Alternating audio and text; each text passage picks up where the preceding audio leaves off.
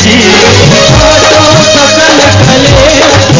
बोलो जय जय जय गुरुदेव की, बोलो जय जय जय गुरुदेव की। मेरे हृदय करो परवेश जी, हृदय करो परवेश जी, मेरी काटो सकल कलेश जी, काटो सकल जी। बोलो जय जय जय गुरुदेव की, बोलो जय जय जय गुरुदेव की, बोलो जय जय जय गुरुदेव की, बोलो जय जय जय गुरुदेव की।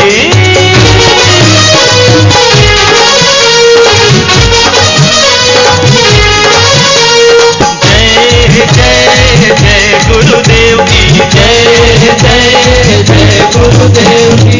साहिब सत्संग कर लो कुछ पल, सत्संग कर लो कुछ पल, गुरबानी से जीवन निर्मल, गुरबानी से जीवन निर्मल। ब्रह्मा विष्णु महेश जी, गुरु ब्रह्मा विष्णु महेश जी, बोलो जय जय जय गुरुदेव की, बोलो जय जय जय गुरुदेव की, बोलो जय जय जय गुरुदेव की, बोलो जय जय जय गुरुदेव की।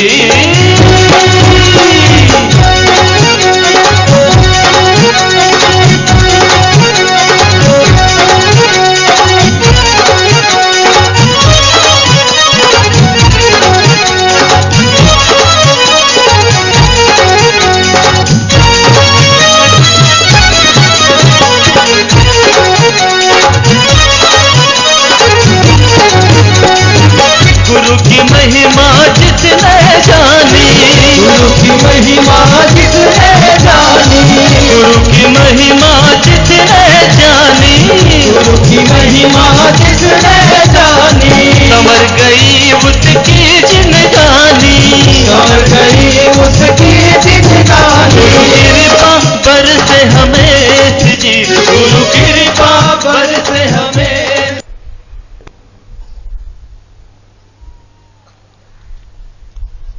स्मरणी परम वंदनी पूज्यपाद सदगुरु कबीर साहिब की सीमन कंपासी,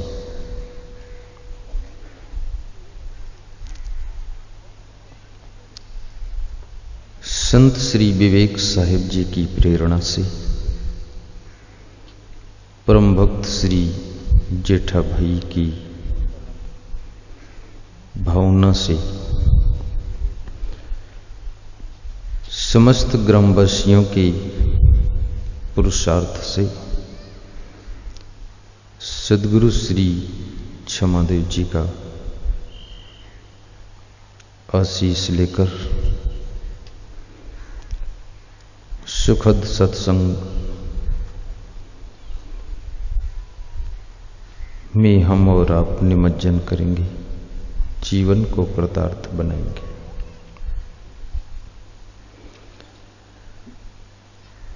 व्यास गादी पर आसीन समस्त संत महात्मा, कबीर आश्रम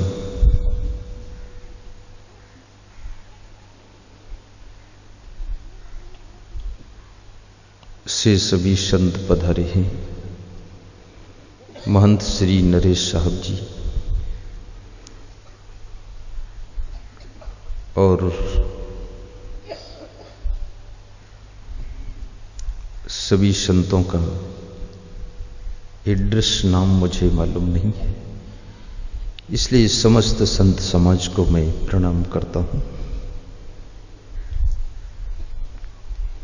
कबीर आश्रम कोहिवाओं से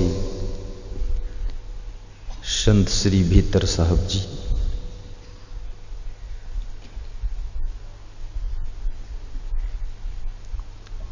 हमारे साथ में आई हुई संत मंडली, सम्मुख बैठे हुए धर्म की रक्षा करने वाले श्रोता बंधुओं, प्रेम और सेवा की मूर्ति माताओं बहनों तथा मेरी प्रिय आत्मन बच्चों,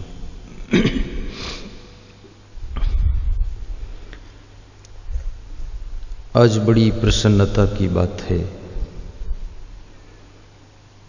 पाट गांव की पावन धरा पर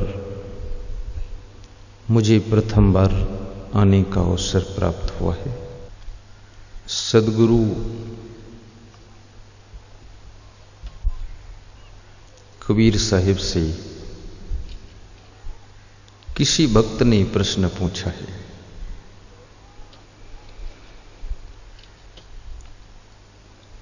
कि संसार में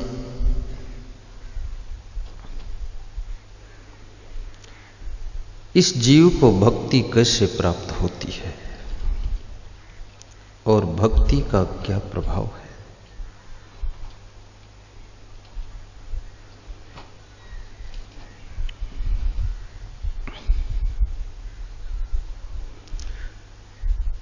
और दूसरा प्रश्न पूछा,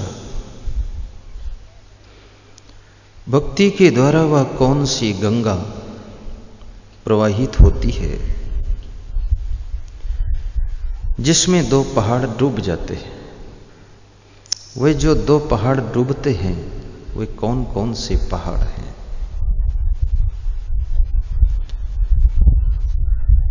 तीसरा प्रश्न पूछा गया है कि भक्ति के प्रभाव से जब वो गंगा प्रवाहित होती है तो उसमें दो पहाड़ डूबने के बाद वो कौन सी मक्खियां हैं और किस धरातल से उड़ करके किस वृक्ष की चोटी पर जाकर बैठ जाती है और वह मक्खियां क्या बोलती है। नेक्स्ट प्रश्न है, वह कौन सी नारी है जिसने दो पुत्रों को जन्म दिया है। वे दो पुत्र कौन कौन हैं और वह कौन सी नारी है। नेक्स्ट प्रश्न है, जिसने संसार की सभी आत्माओं को पथभ्रष्ट किया है। ये बहुत से प्रश्न कबीर साहिब से पूछे गए। सभी प्रश्नों का उत्तर कबीर साहिब एक ही शब्द में देते हैं। शब्द प्रकरण का प्रथम शब्द है। ध्यान से सुनिएगा। संतो भक्ति शतो गुरुवाणी, संतो भक्ति शतो गुरुवाणी। नारी एक पुरुष दोई जाया, नारी एक पुरुष दोई जाया। बूझो पंडित ज्ञानी, संतो धन्य है। भक्ति सतो गुरुवाणी, संतो भक्ति सतो गुरुवाणी। सबको आवाज सुनाई दे रही है? मधुर आवाज है, कड़वी तो नहीं है। धन्यवाद, बहुत अच्छी है आवाज, वेरी गुड है। कोई चिंता न करना, फिट।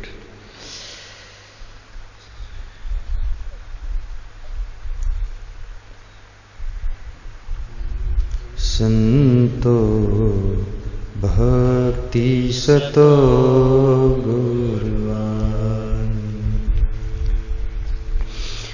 पाहन फोरी गंगे कई करी, पाहन फोरी गंगे कई करी।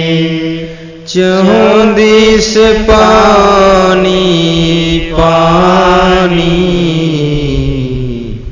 तेहि पानी दुई पर्वत बोले दरिया लहर समानी संतो भक्ति सतो गुरुवान संतो भक्ति सतो गुरुवान उड़ी माखी तरवर को लागी उड़ी माखी तरवर को लागी बोले के बानी बोले के बानी वह माखी को माखा नाही गर्भ रहा बिनु पानी संतो भक्ति सतो गुरुवान संतो भक्ति सतो गुरुवान नारी सकल पुरुष वही खाए ताते रहाई अकेला कहाई कबीर जो अब की बूझे कहाई कबीर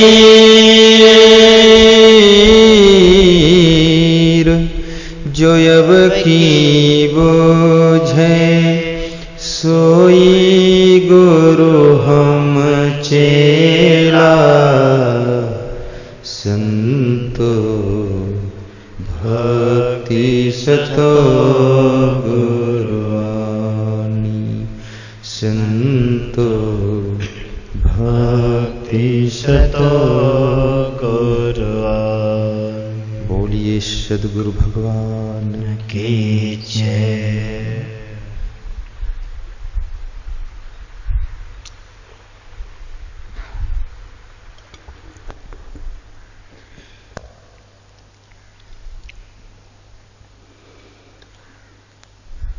सज्जनों और देवियों, सद्गुरु कबीर साहिब कहते हैं कि संतों भक्ति सतो गुरु आनी। हे संतों, कोई सद्गुरु की कृपा से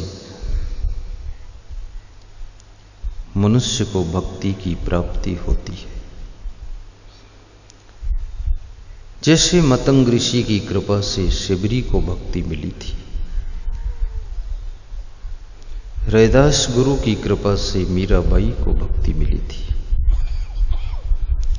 गुरु वशिष्ठ की कृपा से राम को भक्ति मिली थी, संदीपन गुरु की कृपा से कृष्ण और सुदामा को भक्ति मिली थी। सद्गुरु श्री छमादेव जी की कृपा से मुझे भक्ति मिली है। आपके जीवन में भी कोई सद्गुरु का प्रभाव, भक्ति का भाव जागृत करता है। भक्ति तो सबके अंदर है, परंतु सुप्त अवस्था में पड़ी रहती है। उस भक्ति को जागृत करने के लिए किसी महान सद्गुरु के सानिध्य की आवश्यकता होती है। उस सद्गुरु का सत्संग, उसकी वाणी, उसकी कृपा हमारी सोई हुई भक्ति को जागृत कर देती है। और भक्ति को बराबर सत्संग यदि न मिले तो भक्ति फिर से सो जाती है। कितने लोगों का सत्संग छूट गया, धीरे धीरे उनकी भक्ति कमजोर हो गई। कितने लोगों का सद्गुरु का साथ छूट गया, धीरे धीरे भक्ति की राह से वो विचलित भी हो गए। प्रेम जब आत्म कल्याण की राह पर मदद करना शुरू करता है तो वही प्रेम परिपक्व होकर के भक्ति का रूप लेता है। कोई सद्गुरु के चरणों में पवित्र प्रेम और उनके प्रति शुद्ध भावना और उनकी उदारता से सेवा, यहीं से भक्ति की शुरुआत होती है। देशभक्ति, मातृभक्ति, पितृभक्ति, गुरु भक्ति, सबसे पहले मातृभक्ति कीजिए, मां से प्रेम कीजिए, मां की सेवा कीजिए। दूसरे नंबर पर पितृभक्ति कीजिए, पिता का सम्मान कीजिए। तीसरे नंबर पर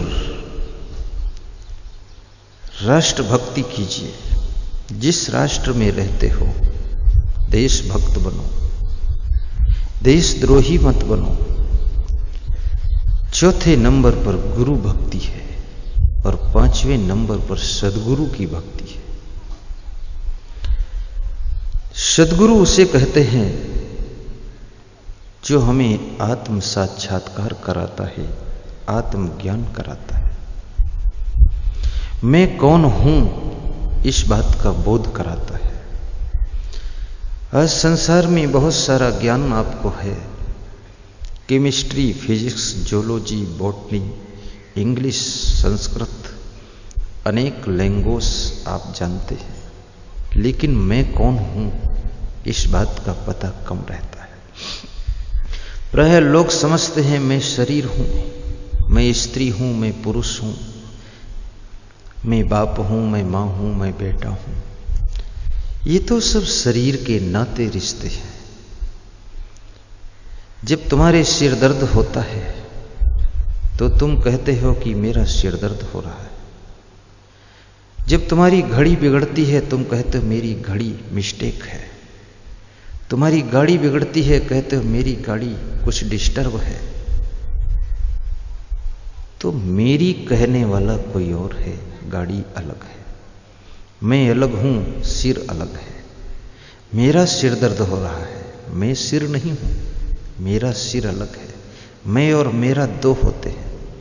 जैसे मेरा माइक अलग है, मैं अलग हूं। मैं है तभी मेरा बनता है, मैं न हो तो मेरा कैसे बनेगा।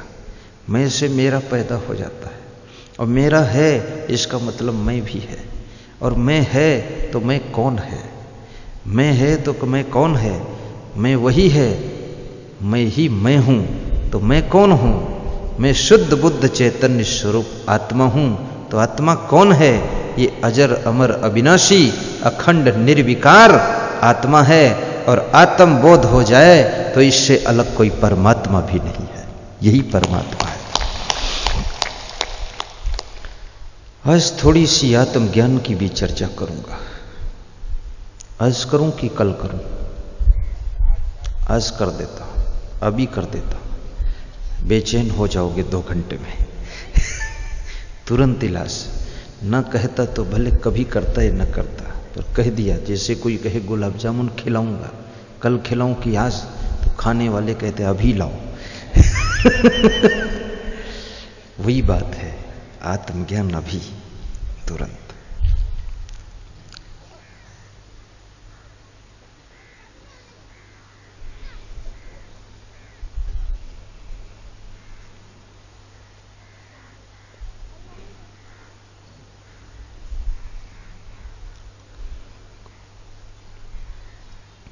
सद्गुरु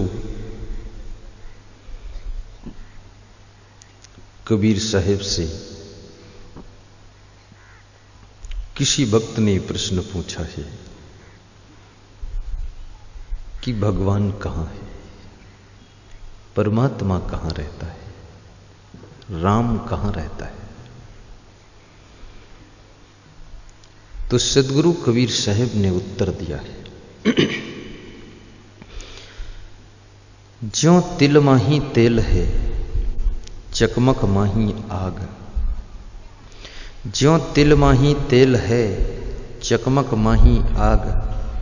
तेरा साईं तुझ में जाग सके तो जाग, जाग सके तो जाग। कबीर साहब कहते हैं कि जैसे तिल के अंदर तेल होता है, जैसे चकमक पत्थर के अंदर आग होती है। पत्थर छूओगे तो तुम जलोगे नहीं, लेकिन पत्थर पर अगर हथौड़ी की चोट मारोगे तो पत्थर से आग की चिंगारी निकलेगी। पत्थर में आग यदि नहीं है तो हथौड़ी की चोट मारने से आग की चिंगारी कैसे निकलती है? और पत्थर में आग है तो पत्थर छूने से हाथ जलता क्यों नहीं है? बड़ी मजे की बात है।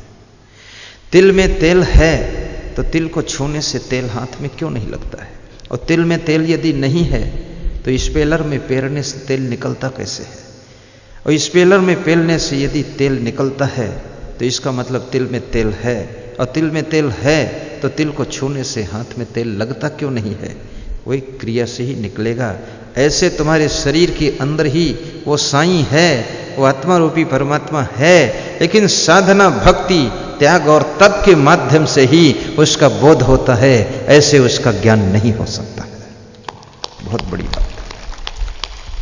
शब्दों से मैं ज्ञान करा दूंगा, आप शब्द से बोलना भी सीख जाओगे, आत्मज्ञान की चर्चा भी सीख जाओगे, लेकिन जो आत्मा परमात्मा की अनुभूति है वो तपस्या, साधना, वैराग्य में गुजरने के बाद होता है। चाणक्य से किसी ने पूछा है कि परमात्मा कहां रहता है? तो चाणक्य बहुत बड़े नीतिकार हुए हैं। चाणक्य बहुत बुद्धिमान व्यक्ति था। 25 वर्ष तक मुख्यमंत्री का पद संभाला था। पुष्पे गंधस्तिले तैलम काष्ठे बहिन्नी पयोघृतम इच्छो गुणम देहे पश्चात मानम विवेकता। चाणक्य ने कहा जैसे पुष्प के अंदर गंध होती है, तिल के अंदर तेल होता है, लकड़ी के अंदर आग होती, दूध के अंदर घी होता है, और जैसे गन्ने के अंदर शक्कर होती है, ऐसे ही शरीर के अंदर आत्मा रूपी परमात्मा रहता है। लेकिन गन्ना छूने से गुड़ नहीं मिलती है, दूध को हाथ डालने से घी नहीं मिलता है, ऐसे ये शरीर को छूने से आत्मा नहीं मिलता है। इस शरीर से साधना करना पड़ता है, तब आत्मा रूपी परमात्मा का बोध होता है। तेरा साईं तुझ में जाग सके तो जाग। तुम्हारा साईं तुम में रहता है, लेकिन कुछ लोग शिरडी में साईं ढूंढ रहे हैं, और कुछ लोग आंध्र प्रदेश में साईं को ढूंढते हैं। कोई साईं ढूंढता, कोई सत साईं ढूंढता है। स्वयं भले झूठ साईं बना हो, वो सत साईं की तलाश कर रहा है। साईं कहाँ है? घट घट में वह साईं रमता, कटुक बचन मत बोल रे, घूंघट का पट खोल रे, तो को प्यू मिलेंगे। घट घट में साईं रमण कर रहा है। तो घट घट में साईं रमता है तो मठ मठ में कौन रमता है? मठ में फिर कौन रहता है? बड़ा आश्चर्य होता है कि अगर घट में साईं है तो मठ में कौन है? घट में साईं की प्रतिभा है, मठ में साईं की प्रतिमा है। प्रतिमा मूर्ति को कहते हैं। घट घट में वह साईं रमता।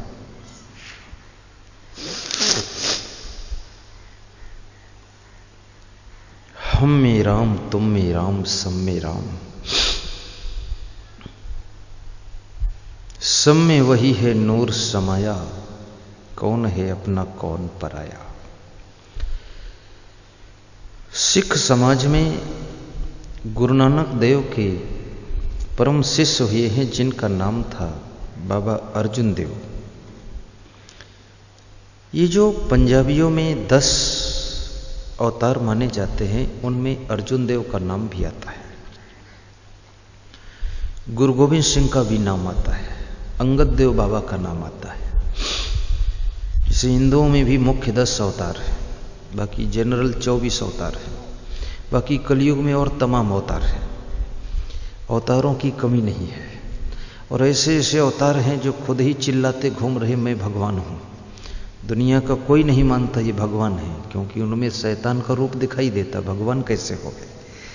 पर वो खुद ही चिल्ला रहे हैं। फूल कभी नहीं कहता मैं फूल हूँ, फूल है तो सब मान ही लेते फूल है। सूरज कभी नहीं चिल्लाता मैं सूरज हूँ, जब उदय होता तो सभी नमस्कार कर लेते हैं और धूप लगती सब जान जाते सूरज है। तुम अवतार हो, तुम्हारे अवतार का कोई प्रभाव दिखाई नहीं दे रहा, किस तरह के अवतार हो, डुप्लीकेट अवतार हो, क्या मामला है। तो ऐसे लोग हैं। तो 24 अवतार हिंदुओं में जनरल, और जैन धर्म में भी 24 अवतार है।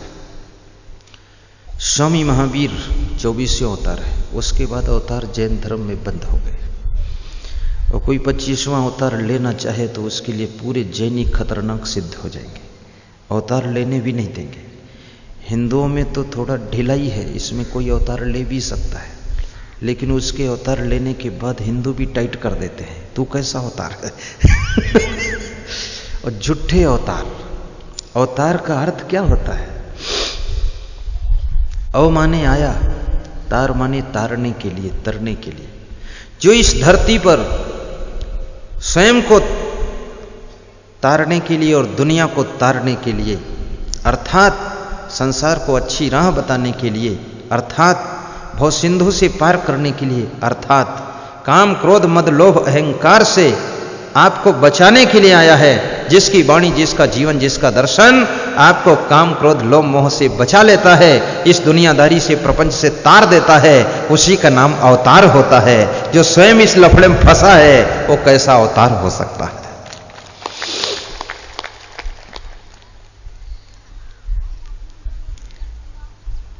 सज्जनों, तालियां लोग बजाते हैं, लेकिन ऐसे बजाते हैं जैसे कोई शमशान घाट में बैठे हैं। मरी मराई तालियां। ताली बजाने से बहुत फायदा है। सभी फायदा बता दूं तो तुम घर में भी बैठकर बजाओगे।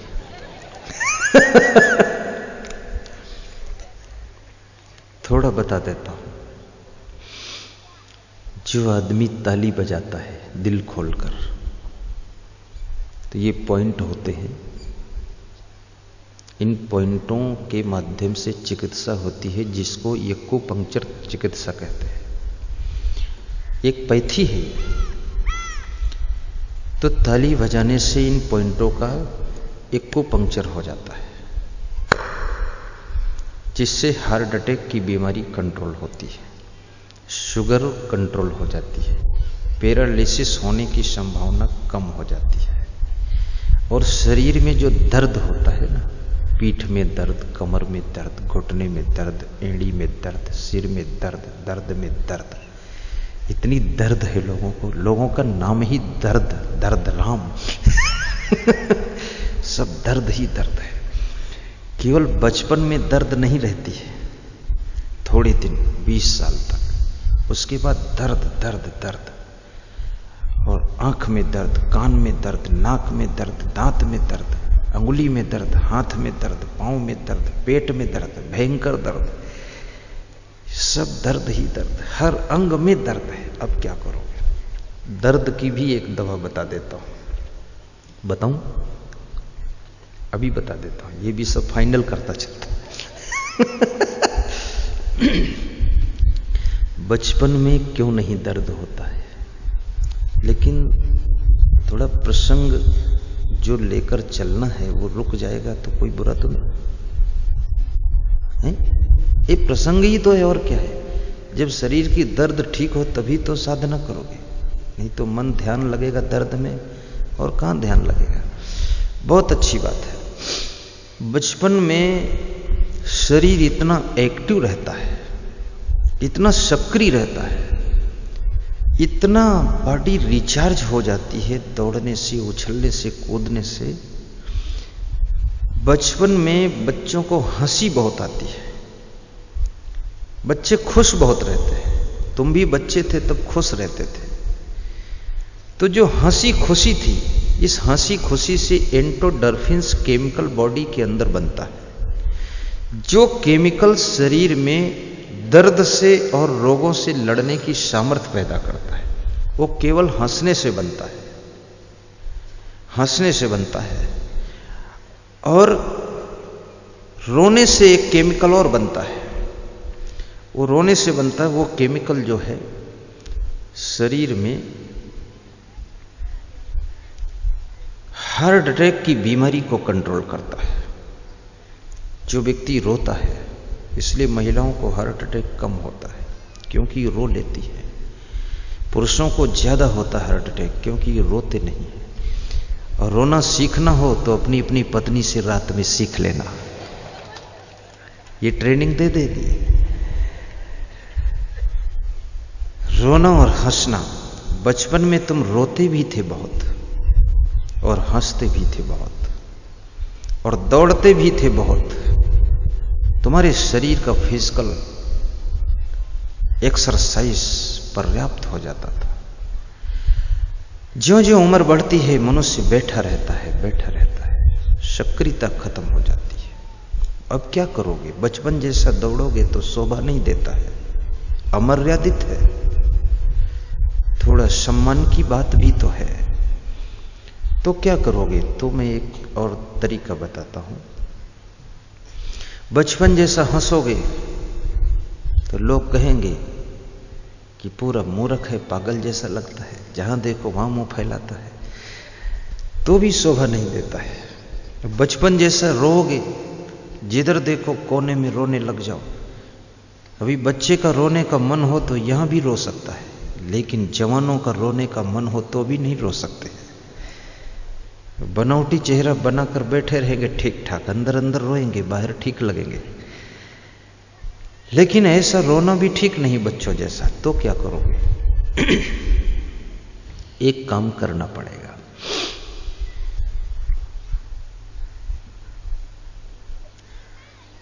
बाबा रामदेव का योगा कीजिए।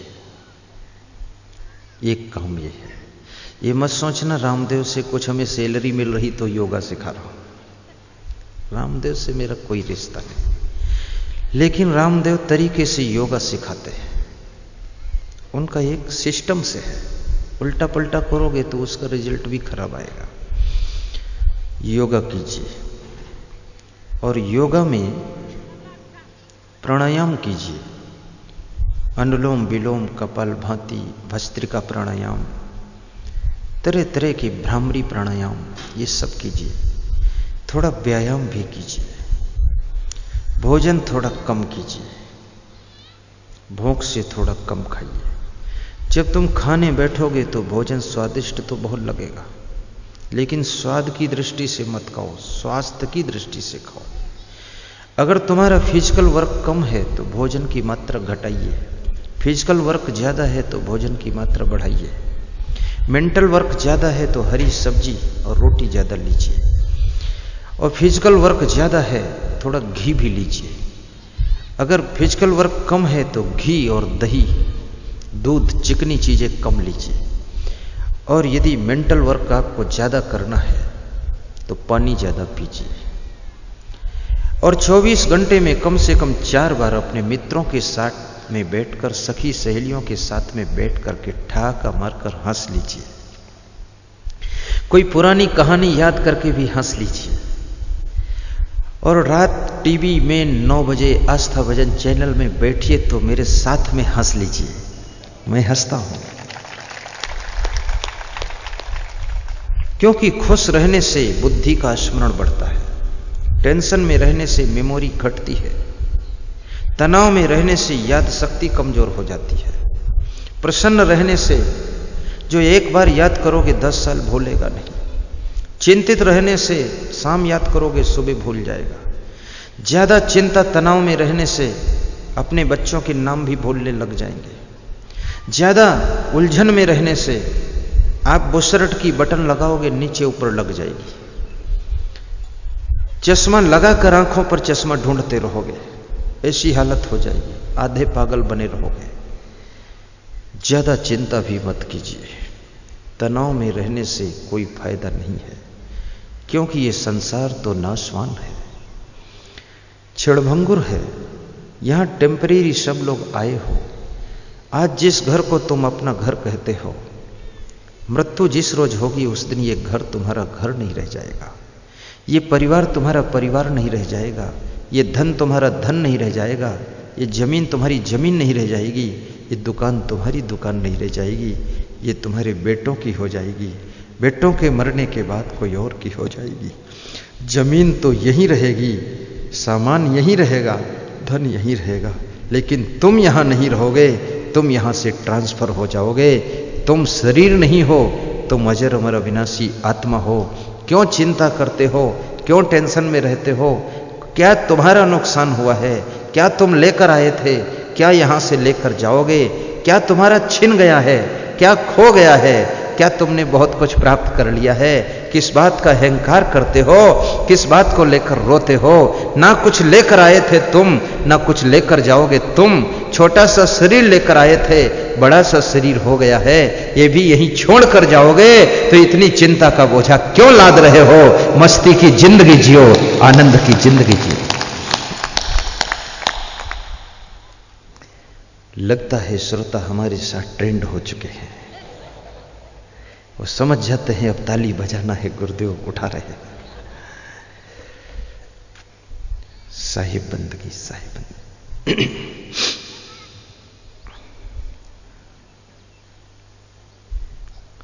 नर हो न निराश करो मन को,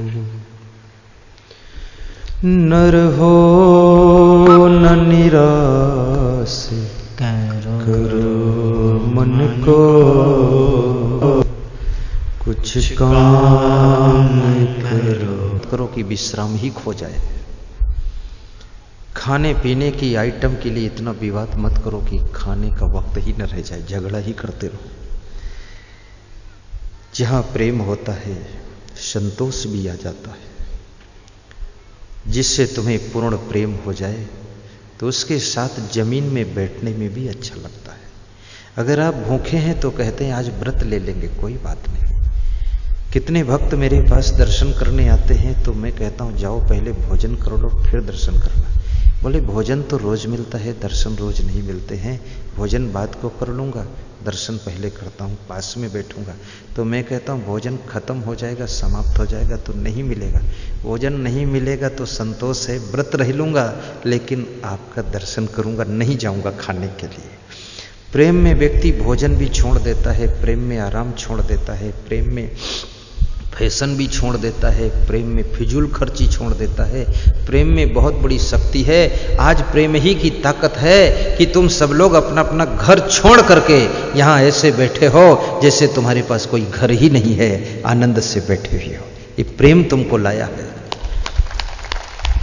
कोई महाराष्ट्र से, परिवर्धा गांव से, शहादा जिले से जयलाल बनकर आया है। महाराष्ट्र से कितने लोग आए, जरा खड़े हो जाए। देखो पीछे तक हाथ उठ रही, ये महाराष्ट्र वाले लोग हैं। इतने लोग महाराष्ट्र से ये प्रेम लेकर आया है गुजरात प्रदेश में।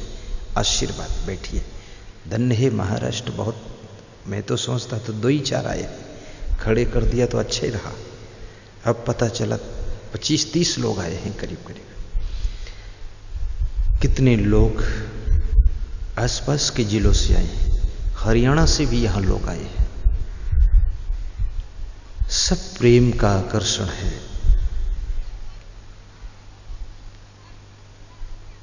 पिता पुत्र में भी प्रेम की गंगा बहनी चाहिए। आपका घर नहीं फिर मंदिर बन जाएगा, जिसमें तुम्हारे अंदर प्रेम का प्रभाव होगा। तुम्हें पिता के अंदर देवता का रूप दिखाई देगा, मां के अंदर देवी का रूप दिखाई देगा। जिस समय तुम्हारे अंदर प्रेम ओवरफ्लो हो जाएगा उस समय तुम्हें हर तरफ प्रेमी ही नजर आएंगे, द्वेषी नजर नहीं आएंगे। जिस समय तुम प्रेम को अपने भीतर प्रकट करोगे उस समय तुम्हारे भीतर खुशियों के फूल खिलेंगे। जिस समय तुम्हारा हृदय प्रेम से भरा होता है उस समय तुम ऑटोमेटिक खुश हो जाते हो, रहते हो। जिस समय मन में क्रोध भरा होता है उस समय तुम ऑटोमेटिक गुस्सा में जलने लग जाते हो। जिस समय मन में ईर्ष्या किसी के प्रति है तो आप ईर्ष्या में अपनी खुशियों को जला देते हो। और जिस समय तुम्हारे मन में किसी के प्रति श्रद्धा है, समर्पण है, तो उसको पा करके मन इतना गदगद होता है कि ये कभी छूटने न पाए। इनके साथ रहूं, इनके पास रहूं और इनका दर्शन करूं। तो मैं आपसे निवेदन करूंगा कि पति पत्नी के भी बीच में प्रेम की आवश्यकता है। एक छोटी सी कहानी में सुनाऊंगा, उसे ध्यान से सुनना। मैंने सुना है किसी गांव में एक गृहस्थ रहता था। उसके एक बेटा था। वो बेटा कंफ्यूजन में रहा करता था। कभी मन में सोचता था शादी करूं और कभी सोचता था शादी ना करूं, साधु बन जाऊं, लेकिन डिसीजन नहीं ले पा रहा था। बीच में फंसा हुआ था। कुछ लोगों का मन बीच में उलझा रहता है, ये करूं कि वो करूं, अब करूं कि कब करूं, शादी करूं कि सादा रहूं, साधु बनूं कि उपाधुर रहूं, ये सब सोचता रहता है। और जो लोग सही टाइम पर सही डिसीजन नहीं ले पाते हैं, उनकी जिंदगी का सिस्टम पूरा डिस्टर्ब हो जाता है। क्योंकि शादी करने की भी एक उम्र निश्चित होती है। तुम 90 साल की उम्र में शादी करोगे तो बच्चा जन्म लेगा तो उसको कैसे संभालोगे? फिर तुम तो मर जाओगे तब तक। उस बच्चे का जीवन भी तो तुमसे जुड़ा हुआ है। और फिर आप 95 साल की उम्र में साधु बनोगे, अब दिखता भी नहीं, चल भी नहीं पाते, कहीं लेकर कमंडल गिर पड़े, कौन उठाए। अब तुम गुरु की सेवा करोगे कि गुरु तुम्हारी सेवा करे? हमारे पास एक ऐसा आदमी आया जो कहता था कि आंखों से दिखता नहीं, कानों से सुनता नहीं, पैरों से चलता नहीं, हाथ से काम होता नहीं, शिष्य आपका बनूंगा, साथ में रहूंगा, सेवा बहुत करूंगा। हमने कहा तुम करोगे कि हम करेंगे तुम्हारे? हमने कहा जब ये सब ठीक थी इंद्रियां तब क्यों नहीं आए? बोले तब तो संसार में डूबे रहे, क्या करें। एक उम्र है उसकी। अभी मैं जैसे अगर 90 साल की उम्र में संत होता तो क्या यहाँ दमदार सत्संग कर पाता? मेरा शरीर इतना जर्जर हो जाता, मैं आता ही नहीं और तुम बुलाते भी नहीं। हमको देख करके सोचते तो रिटायरमेंट छोड़ो क्योंकि तुम भी तो उसको बुलाते हो, संत देखते हो ना, परखते हो कुछ दमदार है, कुछ कर सकता कि नहीं। नहीं तो पता चले पंडाल लगाऊं वो भी बेकार हो जाए, माइक लाऊं बेकार हो जाए, संभाल ही ना सके पब्लिक को, पब्लिक उठ उठ कर भागने लग जाए। ये संभालना पड़ता है ना। ये आप लोग आए तो प्रेम में हैं, पर संभालना हमें पड़ता है। अगर हम संभाल ना पाए तो तुम्हारा मन नहीं लगेगा, मन नहीं लगेगा तो एक एक खिसकने लग जाओगे। और कल फिर तुम खुद नहीं आओगे और दूसरों से कहोगे, प्रचार करोगे, वहां जाना बेकार, कुछ है नहीं, आनंद नहीं। और यदि मैं आपको संभाल ले गया तो तुम उठोगे नहीं, बैठे रहोगे और कल जब जाओगे तो प्रचार करोगे कि इतना अच्छा सत्संग, अरे पहली बार ऐसे संत आए, चलो यार तुम भी चलो, आनंद आ जाएगा। तो प्रचार करोगे, कल दुगनी भीड़ हो जाएगी। ये जनता को संभालना पड़ता है। फिर मेरे पास न ढोल है, न तबला है, न हारमोनियम है, न पेटी है, न मंजीरा है नहीं। मैं रखता ही नहीं हूँ, जानबूझ के नहीं रखता हूँ, रखना नहीं चाहता हूँ। है क्या हो जाएगा, उस सुभाष भाई को बोलूँ ढोल ला के मुझे दे देगा, ढोल पीटता रहूँ। फिर रखना नहीं चाहता हूँ। क्यों नहीं रखना चाहता हूँ? उसका बहुत कारण है, इसलिए नहीं रखना चाहता हूँ। क्योंकि बाजा बाजा में क्या होता है, फिर प्रवचन कम हो पाता है, हुल्लम गुल्लम ज़्यादा रहता है। तो मैं तो मैं सोचता हूँ ढोल तो अलग से पीट लेंगे लोग, क्योंकि करीब करीब हर आदमी ढोल से कम नहीं है, ढोल बना ही हुआ है, सब ढोलम पोल है। तो अब उसके सामने हम भी ढोल लेकर बैठे, क्या मतलब है? तो मैं ढोल पोल नहीं रखता हूँ, बस सादा सिंपल, एक एक शब्द, एक एक सेंटेंस आपके लिए कल्याणकारी, बस। तो वो बालक कंफ्यूजन में था। तो उसके बाप ने एक दिन पकड़ा और कहा कि तू अपना कंफ्यूजन मिटा दे और डिसीजन ले ले। शादी करना तो कर और साधु बनना तो हट, यहाँ से निकल जा, बन जा साधु, बवाल रोज रोज का झंझट खत्म कर। तो उस बेटे ने कहा डिसीजन मुझे अपनी लाइफ के लिए लेना है, तुम क्यों इतना उलझन में पड़ रहे हो पिताजी? बोले तेरे को तो लेना है, पर मेरा भी लाइफ तो तेरे साथ जुटा हुआ है। तू गलत डिसीजन लेगा तो मैं लफड़े में फंसूंगा ना। याद रखना, एक आदमी का गलत डिसीजन 1000 लोगों को डिस्टर्ब कर देता है। एक व्यक्ति का सही डिसीजन पूरे परिवार को शांति प्रदान करता है। एक प्रधानमंत्री का गलत डिसीजन पूरे भारत राष्ट्र के करोड़ों अरबों लोगों को डिस्टर्ब कर देता है, और प्रधानमंत्री का सही डिसीजन पूरे देशवासियों को आनंद प्रदान कर देता है। इसलिए डिसीजन बहुत सही लेना चाहिए। घर का मालिक अगर गलत डिसीजन ले ले तो पूरा घर संकट में फंस जाता है। सारा खेल हमारे डिसीजन का है। हम क्या डिसीजन ले रहे हैं, डिसीजन की राह पर ही हमारी जिंदगी की गाड़ी चलती है। आपने अगर सारी जिंदगी चुनाव से भरी हुई है, बचपन में जब तुम पढ़ते थे, अगर सब्जेक्ट चुनाव करने में, चॉइस करने में चूक हो गई, डिसीजन गलत हो गया, आपने लिटरेचर चुन लिया, तो लिटरेचर लिट से पढ़ा हुआ बालक कहीं फिट नहीं हो पाता है। साइंस से अगर तुमने पढ़ाई किया है तो डॉक्टर बन सकते हो, प्राइवेट डॉक्टर भी हो सकते हो, और अगर आपने मैथमेटिक पढ़ा है तो इंजीनियर कहीं हो सकते हो, सेटल हो सकते हो। इंग्लिश मालूम है तो कहीं भी कोचिंग पढ़ा सकते हो। लेकिन लिट इतिहास पढ़ा है कि सिकंदर कब पैदा हुआ और बंदर कब मरा, दमादम मस्त कलंदर, कितने आए सिकंदर, तो सिकंदर पिकंदर का काम नहीं है, वो आदमी कहीं फिट नहीं होता है। लिट में रहोगे तो अनफिट हो जाओगे। और याद रखना, साइंस से अगर पढ़ोगे और एग्रीकल्चर से पढ़ोगे, कॉमर्स से पढ़ोगे, तो कहीं ना कहीं काम आ जाएगा, तुम्हारा काम हो जाएगा। स्टूडेंट के लाइफ में भी डिसीजन का बड़ा इंपॉर्टेंट है। जिस समय चुनाव होते हैं, चूटड़ी आती है, यहां चूटड़ी बोलते ना, विधायक का चुनाव, सभ्य का चुनाव, सांसद का चुनाव, लोकसभा का चुनाव, उस समय भी आपको डिसीजन लेना होता है। अगर गलत विधायक बना दिया तुमने तो सड़क उखड़ी पड़ी रहेगी, इंतजार करो, 5 साल के लिए फंस गए। गलत सांसद बना दिया तो आपकी नहर में पानी नहीं रहेगा, नहर रहेगी, नहर में जंगल लगा रहेगा। सांसद साहब गायब, पानी भी ले गए अपना दिल्ली में। और यदि आपने गलत व्यक्ति को प्रधानमंत्री बना दिया, गलत व्यक्ति को मुख्यमंत्री बना दिया, तो सारा देश प्रदेश खोखला हो जाएगा। वहां भी तुमको डिसीजन लेना है, चुनाव करना है। सारी जिंदगी चुनाव से भरी हुई है। आप जिस समय विवाह करते हो उस समय भी आपको चुनाव करना होता है, किस लड़की को पत्नी बनाऊं, किस लड़के को पति बनाऊं। अगर उस चुनाव में आप चूक गए, अब गलत लड़की को पत्नी बना लिया, तो जिंदगी भर रोगे, बिना दुख के रोगे। और अगर गलत लड़के को पति बना लिया तो जिंदगी भर उस बंदर के साथ परेशान रहोगे, वो कभी चैन नहीं लेने देगा।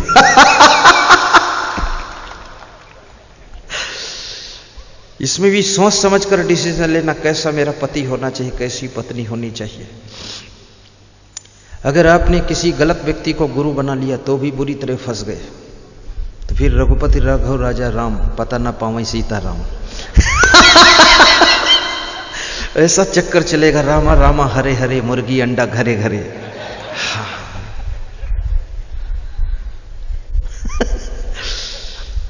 गलत व्यक्ति को गुरु बनाया है तो भी बुरा हाल हो जाता है, क्योंकि गुरु का मतलब होता मार्गदर्शक, गुरु का मतलब होता पथ प्रदर्शक, गुरु का मतलब होता दर्पण।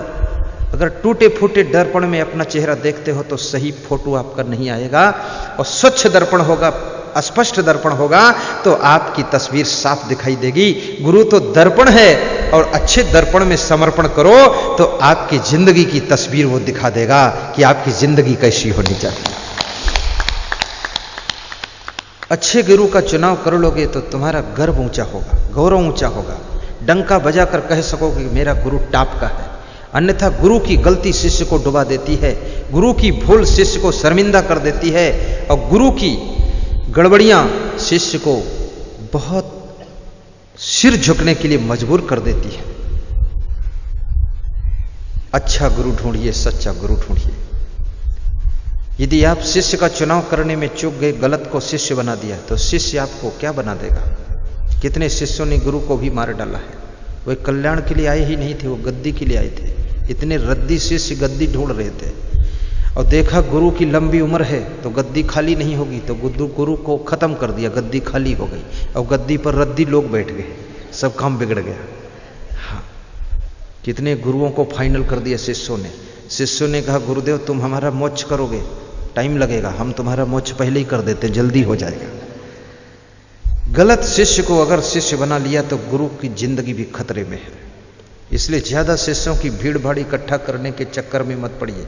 जिन जिन गुरुओं ने ज्यादा शिष्यों का जमघट इकट्ठा किया है वे शिष्य ही जमराज हो गए और गुरु को फाइनल पे पहुंचा दिया। ज्यादा दुनिया की वाहवाही में भी मत भूलिए। छांट छांट करके लोगों को रखिए, और बीच में कोई शिष्य गड़बड़ है तो उसको निकलने का मौका दीजिए, साइड में निकल जाए। उसको बहुत ज़बरदस्ती घास के गेट लगा के, शटर लगा के मत रखिए, उसको गेट खोल दीजिए, निकल जाओ बेटा, चले जाओ। और उसको चुपके से कान में बता दो शादी कर लेना, और जब बेटा पैदा हो तो मुझे बुलाना, मैं आशीर्वाद दे दूंगा। जाओ, हर हर गंगे, गंगा जमुना सरस्वती ढूंढो जाकर। क्योंकि यहां ज्यादा उसको कंट्रोल में रखोगे, यहीं गड़बड़ कर देगा, गलती कर देगा, गुरु को डुबा देगा। शिष्य की गलती गुरु को डुबाती है, गुरु की मान सम्मान को मिट्टी में मिला देती है। क्योंकि जिंदगी एक दूसरे से जुड़ी हुई है। बेटी की गलती बाप को डुबा देती है, बहू की गलती सास ससुर पर धब्बा खड़ा कर देती है। इसलिए आपकी बहू भी अच्छी होनी चाहिए, आपकी सासू भी अच्छी होनी चाहिए, और आपका गुरु भी अच्छा होना चाहिए, आपका नेता विधायक और सांसद मुख्यमंत्री प्रधानमंत्री भी अच्छा होना चाहिए, और आपका संत भी अच्छा होना चाहिए, और आपका जीवन भी अच्छा होना चाहिए, आपका कर्म भी अच्छा होना चाहिए, और आपका स्वभाव चरित्र भी अच्छा होना चाहिए। जब सब अच्छा होगा तो आपका स्वर्ग आपके साथ रहेगा और आपकी जिंदगी धन्य हो जाएगी। कहां मिलेगा सुख आपको? आपकी खुशियां कहीं खोई नहीं है। जिस समय तुम क्रोध करते हो खुशियां भस्म हो जाती है, जिस समय किसी से ईर्ष्या करते हो खुशियां नष्ट हो जाती है, जिस समय लोभ में पड़ते हो तुम्हारी खुशियां भंग हो जाती है, और जिस समय तुम काम वासना में जलते हो उस समय खुशियां नष्ट होती हैं। काम क्रोध लोभ मोह को कंट्रोल कर लीजिए तो खुशियों की गंगा आपके जीवन में बहती रहेगी। खुशियां तो अंदर से पैदा होती हैं और खुशियां अंदर से ही नष्ट होती हैं। जो दूसरों को खुश रख सकता है उसकी खुशियां सदैव बनी रहती हैं, जो दूसरों की खुशियां छीनता है उसकी खुशियां भी खत्म हो जाती हैं।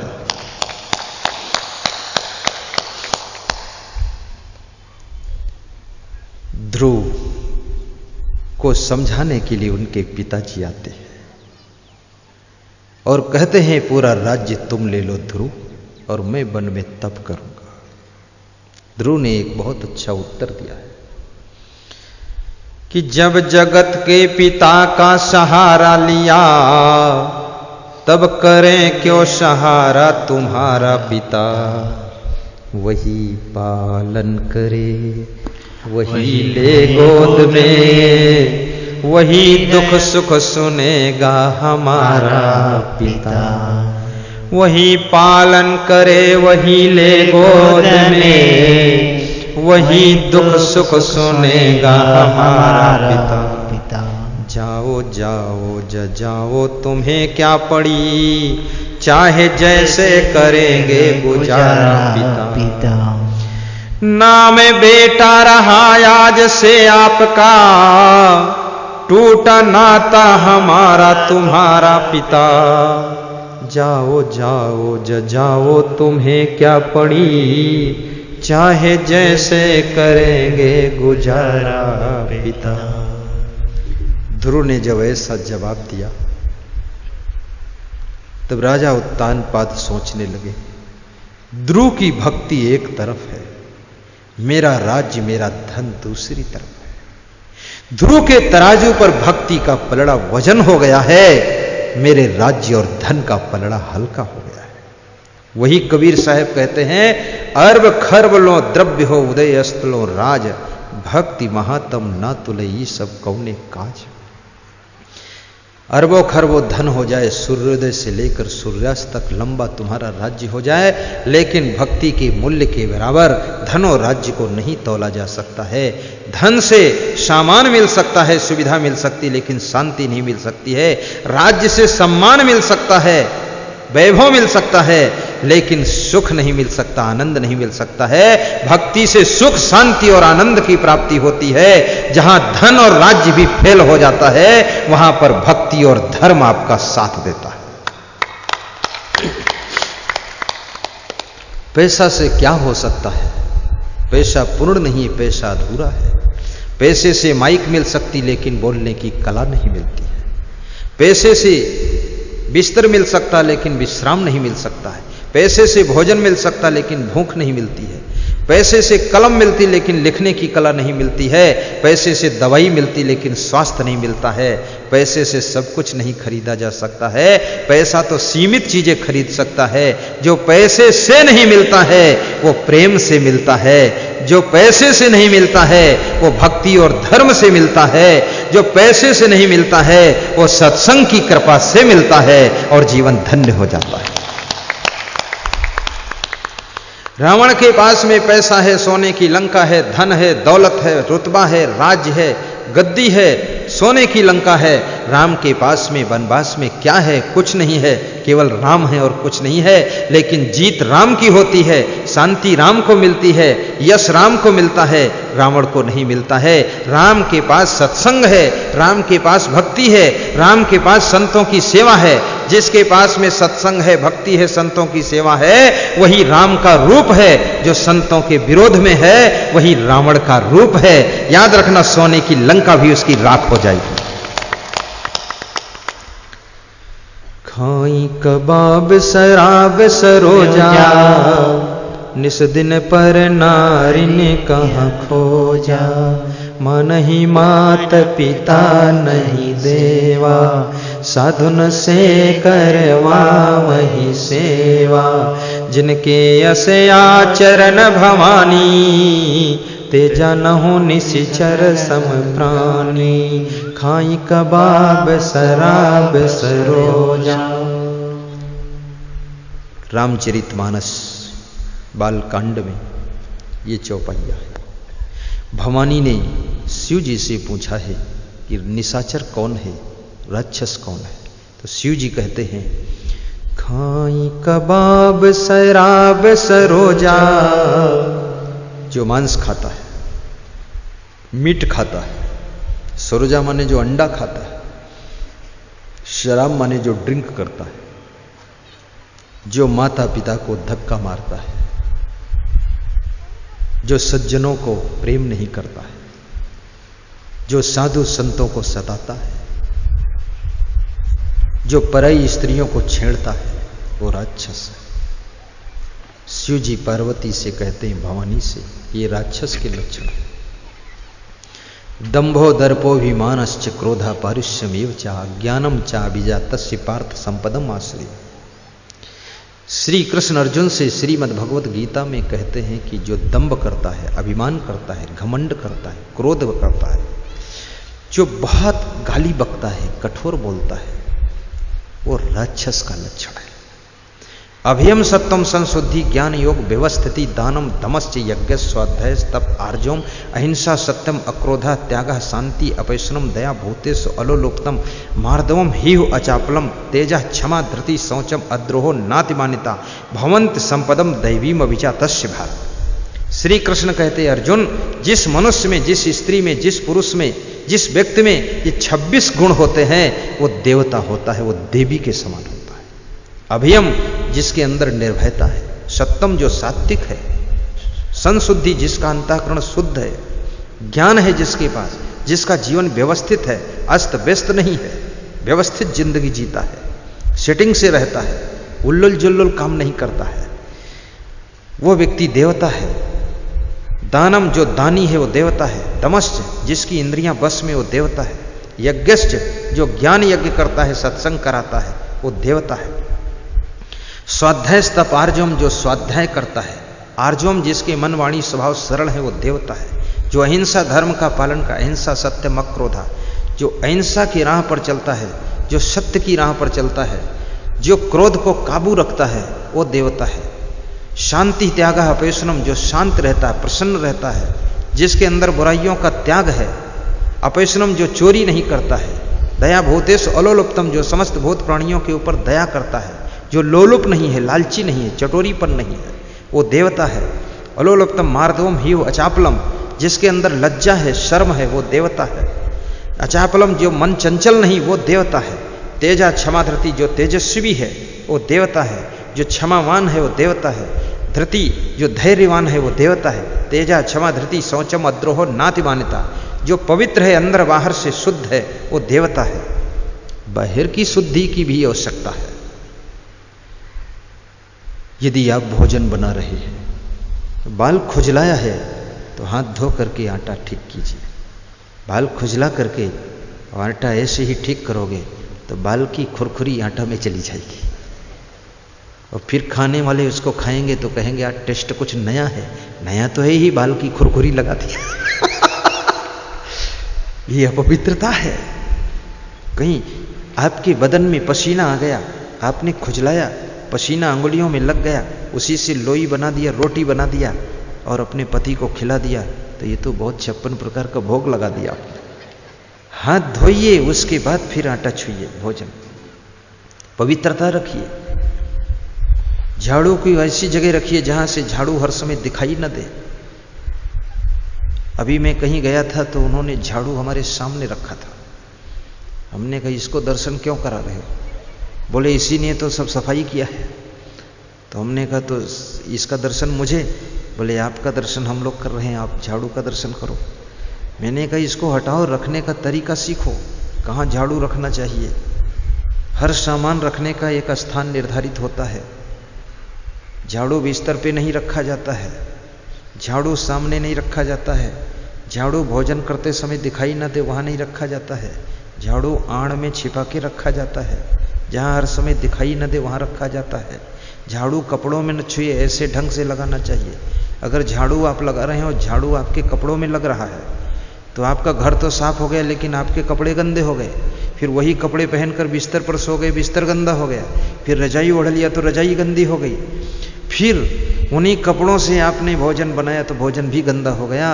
अरे झाड़ू राम, ये झाड़ू को अलग रखिए, संभाल के चलाइए। ये सब सफाई शुद्धता। तेजः क्षमा धृति शौचम, शौचम माने पवित्रता। गंदी चीजें मत खाइए, पुड़िया मत खाइए, पुड़िया बहुत गंदी होती है। तंबाकू बिल्कुल मत खाइए, तंबाकू तो बहुत गंदी है। जहाँ तंबाकू, ये जो खानी तंबाकू है ना, पीट पीट के खाते लोग हैं। ये कैसे बनती है आपको बताऊं। इसको जब सुखाया जाता है तो इसको सुखाने के लिए इस तंबाकू के बीच में मुर्गियां छोड़ी जाती है, मुर्गियां। तो मुर्गियां इसको पाँव से खुरसती हैं और इसमें जो कीड़े होते हैं ना उनको बीन बीन खाती हैं, और मुर्गियां उसी में टट्टी करती हैं तंबाकू में, और फिर ये तंबाकू बनती है। तो अगर 56 मुर्गियों ने टट्टी किया है तो उस तंबाकू का नाम 56 नंबर है। तो जब तुम मांगते हो ना 56 नंबर तंबाकू लाओ, तो उसमें 56 मुर्गियों की टट्टी है, इसलिए 56 नंबर नाम है। तुमको पता ही नहीं है, मत खाना। फिर तुम कहते हो नहीं 65 नंबर तंबाकू, तो और ज्यादा मुर्गियों की लेट्रिन है इसमें। ये बहुत गंदी है तंबाकू, कभी नहीं खाना इसको। और पुड़िया बिल्कुल मत खाना, क्योंकि पुड़िया जहाँ बनती है बहुत गंदी बनती है। पुड़िया मशीन में सब डाल करके, सब पीस करके एक में मिक्स कर दिया जाता है। उसमें अगर कोई कीड़ा मक्खी वक्खी आ गई तो वो भी मिक्स हो जाती है। और मक्खी जब तुम्हारे मुंह में पड़ती ना, तुम कहते हो लौंग पड़ गई मुंह में, लौंग। लौंग नहीं, वो मक्खी का मूड़ है, उसको खा लिया आपने। और पुड़िया खाने वाले कितना भरोसा करते हैं। पत्नी अगर भोजन परोसती है तो दाल देखते हैं इसमें कुछ है तो नहीं पड़ा, भात में देखते कुछ पड़ा तो नहीं है, रोटी ठीक है कि नहीं, सब्जी शुद्ध है कि नहीं। अब पुड़िया कौन तुम्हारी पत्नी ने बनाया कि माँ ने बनाया है, ऐसे खोलकर डायरेक्ट मुंह में डालते हैं। इतना भरोसा है कि सब शुद्धम शुद्ध है? उसके अंदर कितनी गंदगी है। पुड़िया कभी मत खाना। बीड़ी भी मत पीना, बीड़ी के अंदर भी वही तंबाकू भरी है, 65 नंबर मुर्गी वाली। उसको तुम मुंह से खींचते हो, नाक से निकालते हो, दिमाग में धुआं भरते हो, नशा चढ़ता है। होश में रहना चाहते हो कि नहीं, कि नशे में ही पड़े रहोगे। कोई जानवर नशा नहीं करता है, हम नशा नहीं करते हैं। लोग कहते हैं नशा से चिंता दूर होती। चिंता तो अज्ञानता से पैदा होती है, दूर कैसे नशा से हो जाएगी। जिसको ज्ञान होगा, विवेक होगा, सही डिसीजन लेकर के सही टाइम पर कार्य करेगा, वो चिंता पैदा ही नहीं होगी। दूर करने की जरूरत क्या है। उल्टा पलटा काम करोगे, फिर बीड़ी पी करके तुम चिंता दूर करोगे। चिंता इतनी सस्ती है क्या जो बीड़ी के धुआं से दूर हो जाए? इतना हल्के में दूर होने वाली नहीं है।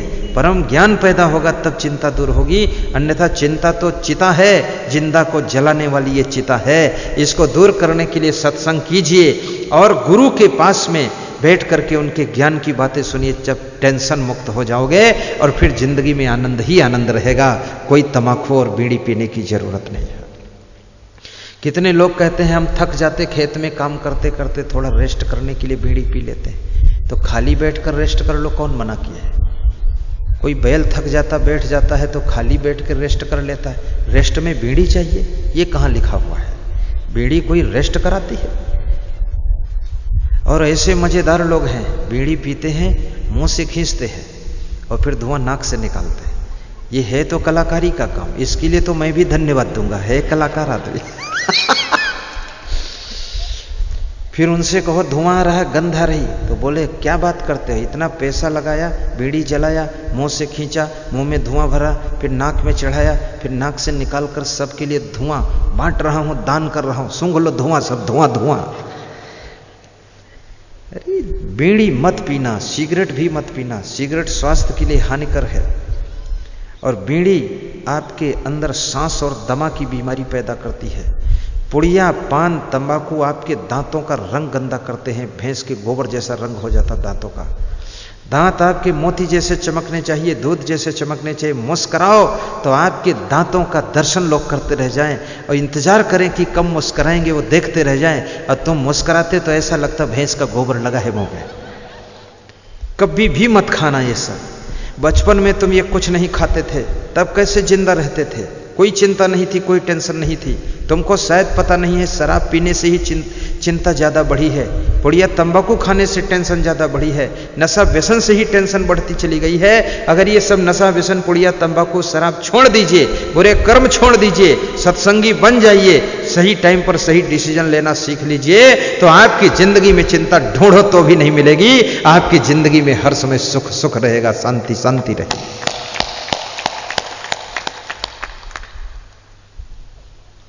तो एक मैं छोटी सी कथा सुना रहा था।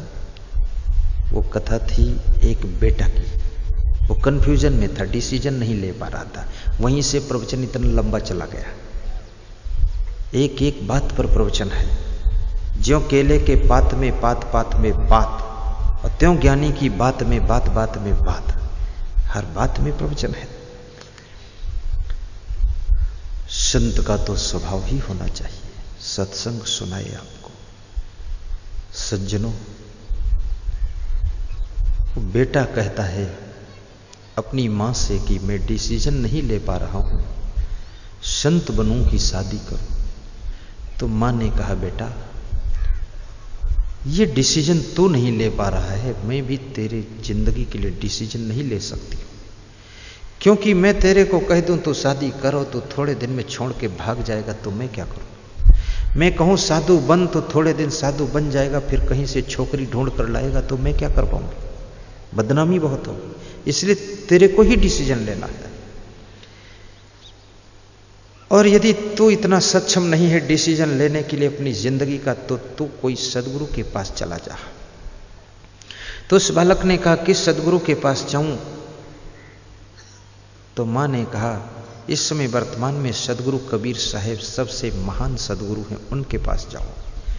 तो वो नवयुवक कबीर साहब के पास में जाता है और पूछता है कि मेरा मन कभी कभी होता है शादी कर लूं, गृहस्थी बसा लूं, परिवार में रहूं, लेकिन परिवार का झंझट देखता हूं, गृहस्थी का लफड़ा देखता हूं तो मन घबरा जाता है।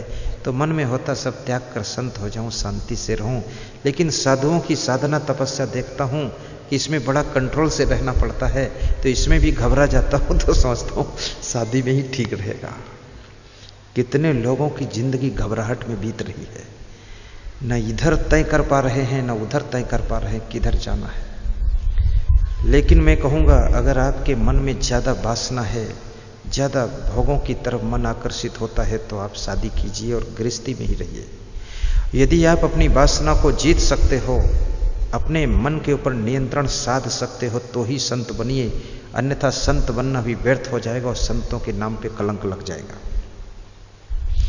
क्योंकि संत को शुद्ध ब्रह्मचारी होना चाहिए, संत को वैराग्यवान होना चाहिए, संत को नशा व्यसन से मुक्त होना चाहिए, संत को संतोषी भी होना चाहिए, संत को ये लफड़ा पचड़ा नहीं पालना चाहिए, कहीं आकर्षित भी उसको नहीं होना चाहिए। दुनिया को आकर्षित करके भक्ति में लगा दीजिए, लेकिन खुद आकर्षित होकर के भोगों में मत लग जाइए। उसका नाम संत है जो खुद आकर्षित होकर भोग में नहीं जाता है और दुनिया को आकर्षित करके भक्ति में लगा देता है, वही परम संत होता है। जैसे मैं आपको आकर्षित कर रहा हूं, अट्रैक्शन कर रहा हूं, ऐसा नहीं है मैं जादू छोड़ रहा हूँ यहाँ से, मस्मरिज्म कर रहा हूँ, हिप्नोटिज्म कर रहा हूँ आपके ऊपर, आपको आकर्षित करूँगा, लेकिन आकर्षित करके आपको भक्ति में लगा दूंगा, आपको सत्संग से जोड़ दूंगा, धर्म की राह में जोड़ दूंगा। लेकिन ऐसा नहीं कि आपसे आकर्षित होकर मैं बीड़ी पीने लग जाऊं, मैं नहीं पीऊंगा बीड़ी। आपसे इतना ही आकर्षित होऊंगा कि बस आपसे प्रेम रखूंगा, लेकिन आपकी बुराइयां कोई नहीं सीखूंगा। किसी व्यक्ति को आकर्षित करके अच्छाइयां सिखा दो, लेकिन तुम आकर्षित होकर उसकी बुराइयां मत सीखो, तो तुम समाज में एक ऐसे सितारे हो जिसकी जरूरत हर गांव में है, जिसकी जरूरत हर जिले और प्रदेश में है। किसी की बुराइयां सीख लेने वाला व्यक्ति कहीं समाज में कुछ अच्छा नहीं कर पाता है। ये तो संसार है, यहां सब कुछ है, यहां दूध भी है, दारू भी है, लेना क्या है, पीना क्या है, ये डिसीजन आपको लेना है। दूध पियोगे तंदुरुस्त रहोगे, दारू पियोगे तो बेहोश नाली पड़े रहोगे। तो कबीर साहेब के पास में वो नौयुवक पहुंचा। नौयुवक ने कबीर साहेब से कहा कि मैं डिसीजन नहीं ले पा रहा हूं, आप मुझे डिसीजन लेने में सहयोग कीजिए। कबीर साहब ने उसका हाथ पकड़ा और कहा कि तुम मेरे साथ आ जाओ, तुम्हारे प्रश्न का जवाब बेटा शब्दों से नहीं दिया जा सकता है, इसमें कुछ प्रैक्टिकल करना पड़ेगा।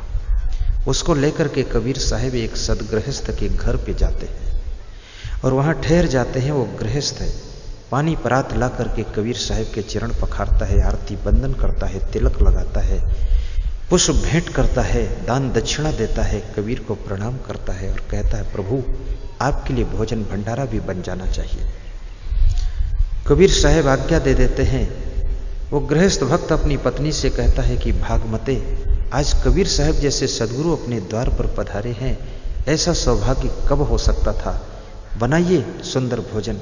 पत्नी अत्यंत खुशी के साथ में भोजन पकाती है। जब कबीर साहब और घर मालिक खाने के लिए बैठते हैं तो घर मालिक कहता है वाह भागमते, धन्य हो तुम। जब कोई विशेष मेहमान आया करें तो ऐसा ही स्वादिष्ट भोजन बनाया करो, तुमने आज धन्य कर दिया गृहस्थ आश्रम, इस घर की शोभा बढ़ा दिया। कबीर साहब कहते हैं क्या भोजन बना है, ऐसा भोजन जिंदगी में कभी कभी ही खाने को मिलता है, बड़ा आनंद आ गया है। तो नौयुवक जो साथ में गया था वो भी बैठकर खा रहा था, उसके अंदर गुस्सा आती है, क्रोध आता है और कहता है कि कमाल हो गया, दाल में नमक डबल है और सब्जी में नमक बिल्कुल नहीं है, और कबीर साहब प्रशंसा किए जा रहे हैं और ये घर मालिक भी प्रशंसा करता चला जा रहा है, और शाम को रुकेंगे तो फिर यही उल्टम पलटम होगा नमक। उसको गुस्सा आ गया। उसने कहा कम से कम सच बात तो बताना चाहिए। तो थोड़ा झुंझलाने लगा तो कबीर साहब ने कहा ठंडे रहो, गरम मत हो। कितने लोगों का स्वभाव बड़ा गरम होता है, वो कहीं भी जाते हैं एक सेकंड में गरम हो जाते हैं, बैठने में गरम हो जाएंगे, स्नान करने में गरम हो जाएंगे, रास्ता चलने में गरम हो जाएंगे, घर में गरम हो जाएंगे, खेत में गरम हो जाएंगे। उनका मूड खराब ही रहता है, मूडी डूडी हैं, उनको कंट्रोल करना कठिन है। भोजन खाने बैठेंगे तो मूड बिगड़ जाएगा, थाली फेंक देंगे, रोटी फेंक देंगे, भात अलग गिरेगा, वो अलग गिरेंगे, पत्नी को पीटेंगे, कहेंगे कि मेरा मूड खराब हो गया है। अरे तेरा मूड नहीं, तेरी पूरी जिंदगी खराब होने वाली है, जरा सावधान हो जा। ये सब उल्लड़ पुल्लड़ काम मत कर। शांत रहो, गम खाओ, थोड़ा संतुलन बनाओ। जिन लोगों के पास में तादाद से ज़्यादा गुस्सा होती है, तादाद से ज़्यादा क्रोध आता है, सीमा से ज़्यादा जो लोग जोश में आ जाते हैं, वह लोग अपनी जिंदगी की राह में बाधा बन जाते हैं। उनका क्रोध उनको आगे बढ़ने से रोक लेता है। ऐसे में मुख्यमंत्रियों को भी जानता हूं, जो थोड़े दिन ही मुख्यमंत्री के पद पर रहे, उनको बहुत क्रोध आया, हाई कमान को भी गाली बोल दिया, उल्टा पलटा कह दिया। हाई कमान ने उनको उतार कर अलग कर दिया। 6 साल पैदल रहे, उसके बाद फिर सिलेंडर हुए, इतना नुकसान उठाया। उनकी बनाई हुई भूमिका में दूसरा व्यक्ति मुख्यमंत्री बन करके शासन कर रहा है, और वह क्रोध के कारण आज उसके शपथ ग्रहण समारोह में जाकर के दुखी होते हैं कि अगर हम उस समय गम खा लेते, क्रोध को कंट्रोल कर लेते, आज तो मुख्यमंत्री पद की हम ही शपथ लेते, लेकिन इस क्रोध ने मुझको नीचे उतार के रख दिया है। गुस्सा को कृपया कंट्रोल रखिए, गुस्सा बहुत नुकसान करती है। गुस्सा के कारण सास ससुर के संबंध बिगड़ जाते हैं। क्रोध के कारण बहू सासू में तनाव हो जाता है। क्रोध के कारण पिता पुत्र में दूरियां हो जाती हैं। क्रोध के कारण माँ बेटी में बोलचाल बंद हो जाती है। क्रोध के कारण गुरु शिष्य दूर दूर हो जाते हैं। क्रोध के कारण रिश्तेदारी टूट जाती है और क्रोध के कारण जंग छिड़ जाती है, लोग तंग हो जाते हैं। इस क्रोध को खत्म कीजिए, अन्यथा ये क्रोध राक्षस तुमको भस्म कर देगा और ये क्रोध बहुत नुकसान पहुंचाता है। जब जब ये क्रोध आया है कितना नुकसान पहुंचाया है। अभी मेरे पास में राजस्थान से 2 फोन आते हैं कभी कभी, तो दोनों लेडीज बोलती है, इंग्लिश बोलती है, राजस्थानी बोलती, हड़ौती बोलती, टिल टिल टिल टिल बोलती, किड़बिड़ किड़बिड़ बोलती है। तो मैं तो उससे बात करना नहीं चाहता हूँ, केवल 2 बार किया हूँ बस, अब उठाता नहीं हूँ। तो मेरे शिष्य पर नाराज होती है, तुम गुरु जी से बात क्यों नहीं कराते हो, तुम कौन होते हो। तो हमने कहा अरे, तो बोलती है मेरा पति इधर उधर हो गया है, मैं अकेली रह गई हूँ, मैं क्या करूँ, मेरी जिंदगी बर्बाद हो गई, ये हो गया वो हो गया। तो हमने कहा तुम्हारी भाषा से तो हम खुद बर्बाद हो जाएंगे, तुम ऐसा अगड़म बगड़म बोल रही हो, थोड़ा शांति रखो, मैं कोई तुम्हारा रिश्तेदार नहीं हूँ, गुरु हूँ, तुम इतना बड़बड़ बड़बड़ क्यों बोलती हो। यही भाषा तुम पति से बोलती हो। बोले पति से इसके और डबल बोलती हूँ। हमने कहा इसीलिए तो पति का पता नहीं चल रहा किधर चला हो गया।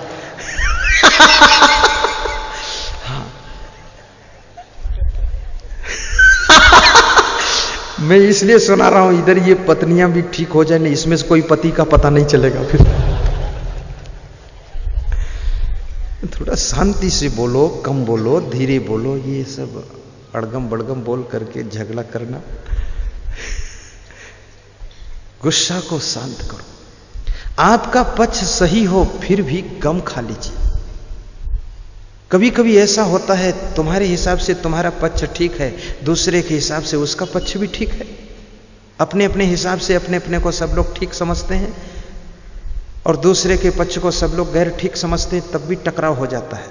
जरा संतोष भी कीजिए, गम भी खा लीजिए, तब ये व्यवस्था चलती है। वो नवयुवक उलझने लगा तो कबीर साहब ने हाथ से इशारा दे करके शांत कर दिया। किसी के घर में मेहमान बनकर जाना, भोजन करना, नाश्ता करना, तो वहां उलझना मत। 2 दिन रहना है, वहां गुस्सा क्यों करते हो। जैसी व्यवस्था है उसी में सेटिंग बना लीजिए, संतोष कर लीजिए। तुम्हारे लिए कोई मकान थोड़े चेंज हो जाएगा, खिड़की दरवाजे थोड़े चेंज हो जाएंगे। तुम 2 दिन के लिए आए हो, इतना उलझे हुई हो, और वो आदमी जो उसमें रहता है वो 20 साल से रह रहा है, वो नहीं उलझा है। तुमको रहने का तरीका नहीं मालूम कि मकान में गड़बड़ नहीं है, तुम्हारे में खुद में गड़बड़ हो जाता है। उसी में सेटिंग जमा लो, थोड़ा फेर बदल कर लो, बिस्तर चेंज कर लो, इधर उधर कर लो, तकिया हटा दो, सीधा सिर कर लो। उल्टा पलटा लेटोगे और खिड़की नहीं खोलना चाहिए तो खोलोगे, फिर कहोगे धूप आ रही है। अरे यार बंद करो, कोई हम बंद करने आएंगे। हर आदमी हर आदमी को सेटिंग बनाने की जरूरत है। ये सारा संसार सेटिंग वालों के लिए सुखदाई है, जो सेटिंग ना कर पाए उनके लिए बहुत दुखदाई है। अभी देखिए यहाँ पर मंच पर मैं आया हूँ, यहाँ कितना है, इतना बड़ा पंडाल है, इतना सिस्टम है, इतना खर्चा हुआ है, लेकिन जब माइक रखा गया तो इसकी ऊंचाई कम हो गई। एक छोटी सी समस्या आ गई, तो मैंने संत से कहा कि इतना और ऊंचा करो, तो उधर से कुछ और ढूंढ के लाया, ऊंचा किया, फिर उस पर टॉवेल बिछा दिया। दूसरा संत बोला फूल माला लगा दो, हमने कहा तुरंत लगा दो, सेटिंग कर दो। अब फूल माला लगा है तो लोग टॉवेल देखते नहीं, फूल देखते रहते हैं। हमारी टॉवेल छिप गई, हमारा काम हो गया, सत्संग हो गया। अब कल थोड़ा टॉवेल अच्छी ढूंढ लेंगे। अब यहाँ उलझन करें तो सत्संग कौन करेगा। हर जगह मनुष्य को अपनी जिंदगी को एडजस्ट करना पड़ेगा। तुम चाहे करोड़पति हो, अरबपति हो, चाहे राजा हो, चाहे प्रधानमंत्री हो, लेकिन जिंदगी में कुछ न कुछ कमी रह ही जाती है। उस कमी को दूर करने के लिए एडजस्टमेंट, मैनेजमेंट, अरेंजमेंट और संतोष, सेटिस्फाई अपने को करने की जरूरत है। अन्यथा जिंदगी कहीं सुखी नहीं रह सकती है, हर जगह तुम उलझे रहोगे और दूसरे को उलझाते रहोगे।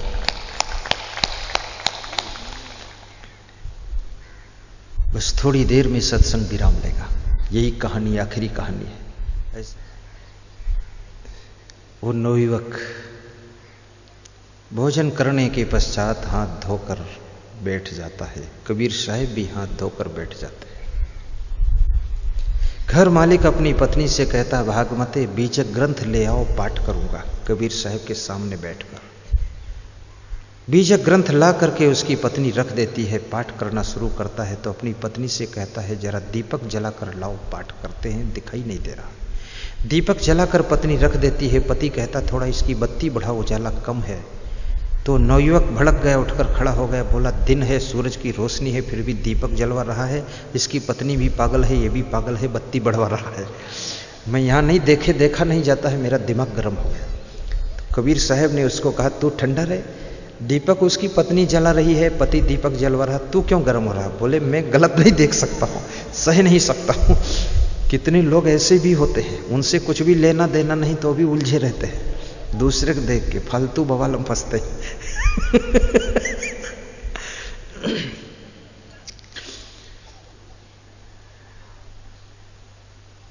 कबीर साहब उस नवयुवक से कहते हैं चलो विदा हो जाते हैं। इस कहानी को तुम सुन लोगे, तुम्हारे घर में शांति आ जाएगी। ये महत्वपूर्ण कथा है, जीती जागती कथा है। उस नवयुवक को लेकर के कबीर साहब वहाँ से विदा होते हैं। विदाई के समय वो गृहस्थ भक्त कबीर साहब को दान दक्षिणा देता है, कपड़ा देता है और उनकी आवश्यकता की चीज़ें भी दान करता है। कबीर साहब प्रसन्न होकर चल देते हैं। एक बहुत ऊंचे पहाड़ की चोटी पर कोई महात्मा बुजुर्ग रह रहा है। कबीर साहब उसके पास में जाते हैं और महात्मा को प्रणाम करते हैं। महात्मा कबीर को प्रणाम करता है। महात्मा के पास में बैठ जाते हैं। कबीर साहब उस महात्मा से सत्संग करते हैं। महात्मा ज्ञान कबीर साहब को सुनाता, कबीर साहब उसको सुनाते हैं। दोनों के बीच में ज्ञान आदान प्रदान हो रहा है। थोड़ी देर बाद कबीर साहब उस बुजुर्ग महात्मा से पूछते हैं कि आपकी उम्र बाबा कितनी है? तो उसने कहा मेरी उम्र 80 वर्ष है, 80 वर्ष ज़्यादा नहीं है। बोले 80 वर्ष है? 10 मिनट के बाद फिर कबीर साहब ने पूछा कि आपकी उम्र भूल गई महाराज, फिर से बता दो कितनी उम्र है? तो उस बाबा ने कहा 80 वर्ष है, इससे और ज़्यादा नहीं है। चलते समय कबीर साहब ने फिर पूछा उम्र तो भूल गई, फिर से बता दीजिए कितनी उम्र है? तो उस बुजुर्ग महात्मा ने कहा 80 साल है, ज़्यादा नहीं है कबीर साहब, 80 साल है। कबीर साहब बार बार पूछ रहे हैं, वो बुजुर्ग संत बार बार हंस करके बता रहा है।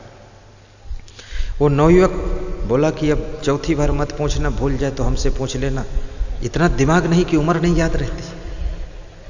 तो कबीर साहब ने कहा तेरे से नहीं पूछ रहा हूँ, पूछने वाला नाराज नहीं होता, जिससे पूछता वो नाराज नहीं होता, तू क्यों नाराज होता? बोले ये फालतू बातों से दिमाग खौल जाता है कि दोनों पीट दूं, क्या करूं? कबीर साहब ने कहा तू कब ठंडा होगा, चल यहां से। वहां से विदा हो जाते हैं। वो गुस्सा में नवयुवक रहता है जो डिसीजन नहीं ले पा रहा था, गृहस्थ बनूं कि संत बनूं। रास्ते में 2 किलोमीटर जाने के बाद कबीर साहब फिर उल्टा लौट कर आ जाते हैं और फिर उस बुजुर्ग महात्मा से पूछते हैं कि महाराज तुम्हारी उम्र क्या है? तो वो नवयुवक झुंझलाता है और दूर भाग कर खड़ा होता है। कह बोला पागलपन कर लो जितना करना है, दोनों पागल हो। कबीर साहब पूछते हैं तो बुजुर्ग संत कहता है 80 साल है और ज्यादा नहीं है, माफ कीजिएगा 80 साल है। कबीर साहब नमस्कार करके लौटते हैं और नवयुवक को बुलाते हैं, कहते इधर आ तू। अगर गृहस्थ बनना है तो जिस गृहस्थ के यहाँ मैं मेहमान हुआ था उस जैसा गृहस्थ बनना। अगर पत्नी से गलती से नमक डबल पड़ जाए, नमक ना पड़े किसी सब्जी में या दाल में, तो कभी नाराज ना होना, प्रेम से खा लेना और भोजन की प्रशंसा करना, अपनी पत्नी को धन्यवाद देना। और अगर पत्नी को आज्ञा दो, ऐसी पत्नी होनी चाहिए गृहस्थ आश्रम में कि सूरज उदित है लेकिन फिर भी दीपक जला कर लाती है और बत्ती बढ़ाती है, तर्क नहीं करती है कि दीपक की क्या जरूरत है। अगर गृहस्थी कर तो ऐसी कर, और अगर संत बनना है तो ऐसा बन कि अगर 4 बार पूछे उम्र कितनी है तो भी उलझे ना, तो संत बन, और नहीं तो संत मत बन और गृहस्थ भी मत बन। यहां से तू जा, फिर जो चाहे वो बन।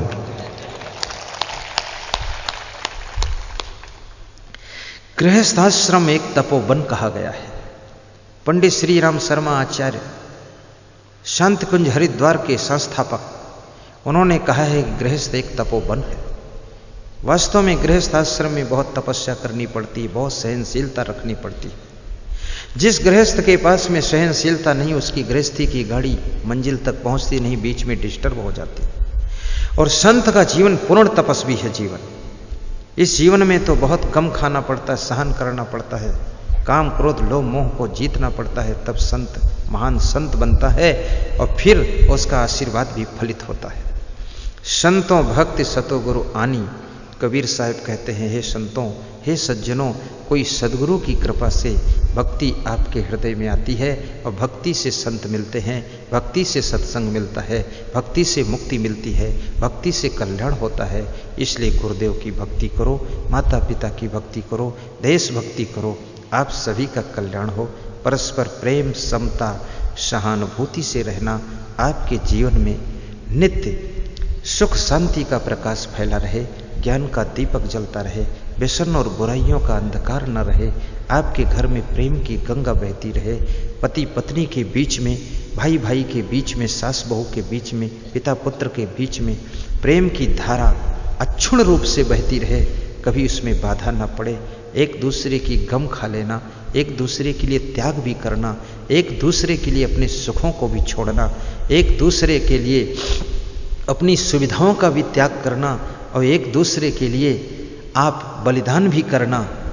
अगर तुम्हारी पत्नी कहती है शराब छोड़ दो मेरे पति देव, तो आप तुरंत शराब छोड़ देना, क्योंकि तुम्हारी पत्नी ने तुमको पाने के लिए अपने माता पिता को छोड़ा है, भाई बहन को छोड़ा है, सखी सहेली को छोड़ा है, जन्म स्थान को छोड़ा है, अपना सारा गांव छोड़कर आई है केवल पति को पाने के लिए, और तुमसे कहती शराब छोड़ दो, तुम छोड़ने में कहते हो शराब नहीं छोड़ पाऊंगा, तुमको छोड़ सकता हूं। तो ऐसे कायर पति को क्या कहा जाए? शराब छोड़ देना। शादी पत्नी के साथ किया है, शराब के साथ नहीं किया है। पत्नी को बचाओ, शराब छोड़ो। गुरु भी जरूर बनाना, गुरु भक्ति करना, गुरु दीक्षा मंत्र लेना। जिसके मन में गुरु बनाने की इच्छा होगी उसको गुरु मंत्र भी दिया जाएगा। गुरु मंत्र का प्रबंध रखा गया है। सद्गुरु कबीर साहिब से किसी भक्त ने प्रश्न पूछा है कि संसार में हर मनुष्य सुख चाहता है, शांति चाहता है, आनंद चाहता है, उन्नति करना चाहता है, विकास करना चाहता है, ऊंचाइयों को छूना चाहता है, धनवान बनना चाहता है, अपने परिवार को अनुकूल करना चाहता है। परंतु ये मनुष्य की सभी चाहनाएं कैसे पूरी होंगी?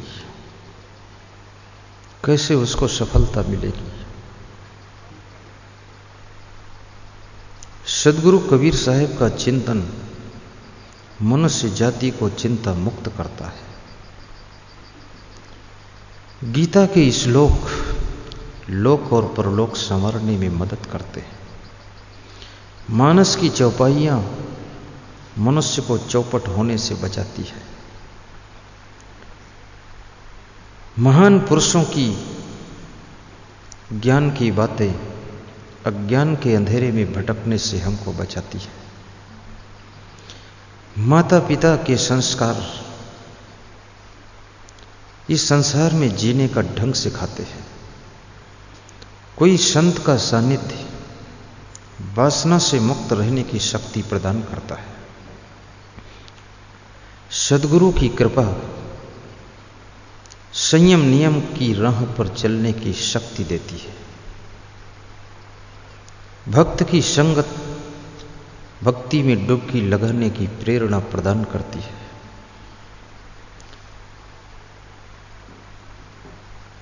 सद्गुरु कबीर साहिब कहते हैं, जीवन में मनुष्य को 4 बातें याद रखना चाहिए यदि वो सुख चाहता है, शांति चाहता है। नंबर 1, रतन का जतन करो। नंबर 2, माड़ी का श्रृंगार। नंबर 3, आया कबीरा फिर गया। नंबर 4, झूठा है अहंकार। प्रथम बात है रतन का जतन करो। बड़ी महत्वपूर्ण बात सद्गुरु कबीर साहिब ने कहा है। जतन की जीवन में कितनी बड़ी आवश्यकता है। जतन के बिना जीवन का पतन हो जाता है, और जिसको जतन की कला मालूम है उसका जीवन रतन हो जाता है। और जतन कहां से प्राप्त करोगे? मनुष्य का शरीर माता पिता के माध्यम से प्राप्त हो जाता है, लेकिन जीने की कला संसार की सड़क पर सीखना पड़ता है। गाड़ी शोरूम से मिल जाती है, लेकिन गाड़ी चलाने की कला शोरूम में नहीं मिलती है, वो तो सड़क पर सीखनी पड़ती है।